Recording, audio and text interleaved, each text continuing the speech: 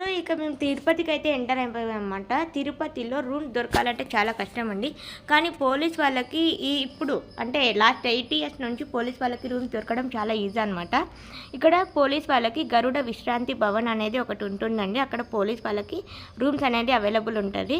ఎవరైతే police person ఉంటారో వాళ్ళ ఐడి కార్డ్ తీసుకొని వెళ్తే ఫ్యామిలీ మెంబర్స్కి రూమ్ అనేది ఇస్తారండి.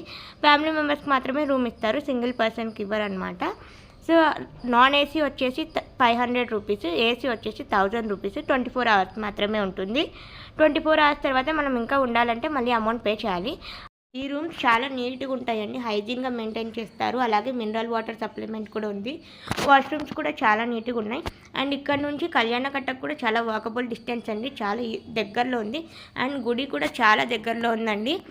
మనకి డబల్ కాట్ బెడ్ ఇస్తారండి. ఒక 4 మెంబర్స్ సరిపోతారు. సరిపోయిన వాళ్ళకి ఎక్స్ట్రా ఒక చేప కూడా ఇస్తారనమాట. డ్రెస్సింగ్ టేబుల్ ఉంది, అలాగే టీపాయ్స్ ఉన్నాయి, సోఫాస్ కూడా ఉన్నాయి. సో పోలీస్ వాళ్ళకి ఎక్కువ కష్టపడకుండా ఈ విధంగా మీ ఐడి కార్డ్ చూపిస్తే మీకు రూమ్స్ అనేవి ఇలా గరుడ విశ్రాంతి భవన్లో ఇస్తారనమాట. ఇదైతే వాళ్ళకి బెస్ట్ ఆప్షన్ అని చెప్పొచ్చండి.